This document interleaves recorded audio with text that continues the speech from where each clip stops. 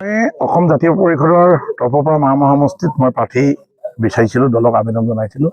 যোৱাবাৰ মই প্ৰাৰ্থী আছিলোঁ, কিন্তু দলে মোক নিশ্চিতভাৱে এই নিৰ্বাচনত তাৰপিছত প্ৰাৰ্থীটো দিম বুলি দলে মোক কৈছিল। কিন্তু দলৰ মাজত আমাৰ বিৰোধী ঐক্য হ'ল, আৰু বিৰোধী ঐক্যও এই কথাটো চিন্তা চৰ্চা চলিলে। মই যিমান পৰ্যায়লৈকে জানো যে কংগ্ৰেছৰ মাজতো মোক লৈ চৰ্চা চলিছে, আৰু কংগ্ৰেছৰ মই যিটো জানো যে বিশেষ নিৰ্ভৰযোগ্য সূত্ৰৰ পৰা মই জানো তেওঁলোকে যিবিলাক ছাৰ্ভে কৰিছে, ছাৰ্ভেবিলাকত আৰু এটা ভাল মৰি আছে। কিন্তু এটা দুষ্ট চক্ৰৰে তেওঁলোকৰ নিজৰ স্বাৰ্থ সিদ্ধিৰ কাৰণে তেওঁলোকে গোটেই কথাটো আচলতে বেলেগ এটা পৰ্যায়লৈ লৈ যাব বিচাৰিলে। গতিকে মোৰ কাৰো ওপৰত আক্ষেপ নাই। মই এটাই ভাবোঁ যে মোৰ মামৰাবাসী, মামৰা সমষ্টি, বিভিন্ন জাতি জনগোষ্ঠী, ভাষা ভাষী সকলো ধৰ্মৰ মানুহে মোৰ আচলতে যিদৰে আদৰি ল'ব বিচাৰিছিল। মই 1998 চনৰ পৰা মই ছাত্ৰ অৱস্থাৰ পৰাই মই কৈছোঁ, মই পতা আইনৰ বিৰুদ্ধে প্ৰতিবাদ কৰিছোঁ, কাৰ বিৰুদ্ধে কৰিছোঁ, মই অপাৰেশ্যন বজ্ৰং, অপাৰেশ্যন ৰাইনো, গুপ্ত হত্যা, মুক্ত হত্যা এইবিলাকক লৈ মামৰ সমাজ জীৱনৰ লগত ৰাস্তা পদূলিৰ কাৰণে সদায় মই প্ৰতিবাদ কৰি মামৰ সমাজ জীৱনটো সদায় ভাল হোৱাৰ কাৰণে সদায় মই চৰকাৰৰ পক্ষত আছিলোঁ। মই বিপক্ষে সদায় প্ৰতিবাদ। মই এবাৰ ভাবিছিলোঁ যে মই এবাৰ বিধানসভালৈ গৈ মামৰাৰ 4-3টা বছৰ পিছত মামৰাৰ সমস্যা মোৰ সমাধান নহ'ল, সেই সমস্যা সমাধান কৰিব পাৰিলে ৰাইজে যদি মোক দিয়ে, ৰাইজে মোক দিছিলে, কিন্তু মোক বিৰোধী ঐক্য মঞ্চই নিদিলে। মোক নিদিলে গৌৰৱ গগৈ ডাঙৰীয়াই তেখেতৰ লোকসভাত 10টা ছিটৰ ভিতৰত এটা ছিট জাতীয় পৰিষদক নিদিলে। তেওঁ শেষলৈকে পৰ্যায়লৈকে কৈ থাকিলে যে ছিটটো দিম, আৰু তেওঁলোকে কালি মনে মনে ডিক্লেয়াৰ কৰি দিছে আমাক নোকোৱাকে। তেওঁ কালি ডিক্লেয়াৰ কৰে। আৰু আপুনি জানে, আপুনি আমাৰ মামৰে সাংবাদিক হিচাপে মই আপোনাক কৈছোঁ, আপুনি জানে মই কিমান কষ্ট কৰিছোঁ গৌৰৱ গগৈৰ কাৰণে। গৌৰৱ গগৈৰ কাৰণে চিঠি বিলাইছোঁ, মিলন পঞ্চায়তত মই ঘৰে ঘৰে চিঠি বিলাইছোঁ। মোৰ লগত কেইজনমান ল'ৰা আছিলে, বেলেগতো তেওঁলোকৰ ডাঙৰ নাই।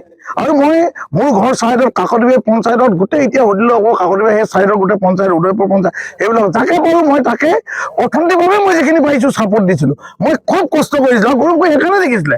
গৌৰৱ গগৈ নিজৰ কাৰণেতো জিকিছে যে আমিও বিৰোধী কোৱা কাৰণে জিকিলে। কিন্তু আচলতে গৌৰৱ গগৈ ডাঙৰীয়াই কি কাৰণে এনেকৈ কৰিলে মই নাজানো। আচলতে মোৰ এনেকুৱা কেতিয়াবা হয়, একে ভাই অসমত যিমান কৰিছে কংগ্ৰেছে কৰিছে। আজি বিজেপিত কোনে কৰিছে? বিজেপিয়ে কংগ্ৰেছ কেইটাই হিন্দু মুছলিম কৰি আছে। ইয়াতো একে চব ভাই আছে। গতিকে ভাই জিকাবৰ কাৰণে এইবোৰ অংক কৰিব পাৰে, কাৰোবাক বুজাবুজি। আৰু আটাইতকৈ ডাঙৰ কথাটো এটা কথা মইতো খুবেই কম যে মামৰা সমষ্টি মাত্ৰ কালি ডিক্লেয়াৰ দিছে। কিয় আগত দিব নোৱাৰিলে? আপুনি কওকচোন, এটা নিৰ্বাচন বিজেপিৰ লগত যুঁজিবলৈ হ'লে আপুনি 10 দিনৰ পৰ্যন্ত নিৰ্বাচন যুঁজিব পাৰে নেকি? চিঠি পত্ৰ বনাব লাগিব, পোষ্টাৰ বনাব লাগিব, গাড়ী লাগিব, গোটেই চিষ্টেম আছে, নমিশ্যন দিব লাগিব। এই কথাবিলাক তেওঁলোকে নিৰ্বাচন খেলা মানুহসকলেও তেওঁলোকে নাজানে। কংগ্ৰেছে এই কথাবোৰ নাজানে। কংগ্ৰেছে জানে যে আমাৰ প্ৰতীকটো নাইকিয়া বুলি। কংগ্ৰেছে 3খন মিটিং দিছে মোৰ এগেইনষ্টত। ইয়াত কৈছে যদি মানিক গগৈ কেনেকৈ টিকেট দিব লাগে, মানিক গগৈ 15 বছৰ কাৰণে বহি ল'ব মামা মছজিদ জিকিব লাগিলে। কংগ্ৰেছৰ ভিতৰৰ কথা। কংগ্ৰেছৰ 3খন মিটিং দিছে, মোৰ ওপৰত কিমান বেয়াকৈ কৈছে। কিন্তু আমি এবাৰো কোৱা নাই, আজিও আমি কংগ্ৰেছৰ প্ৰতি বেয়া। মই এতিয়াও কৈছোঁ যে কংগ্ৰেছৰ বুথ পৰ্যায়, সিহঁতৰ মণ্ডল পৰ্যায় যিসকল লিডাৰ আৰু ব্লক পৰ্যায়ৰ যিসকল লিডাৰে, কিন্তু 80% লিডাৰে কিন্তু মানিক গগৈ টিকেট পাব বিচাৰিছিলে। যে মোক কৈছে মানিক দা আপুনি হ'লে যুদ্ধ কৰিব। ব্যক্তিগত হিচাপে মোক চবেই লগ পায়, মোৰ লগত এতিয়া নহয়। মোক কৈছে 98 পৰা সমাজৰ লগত মই আছোঁ, সকলো লগত মোৰ ভাল, আমাৰ দলো আছে।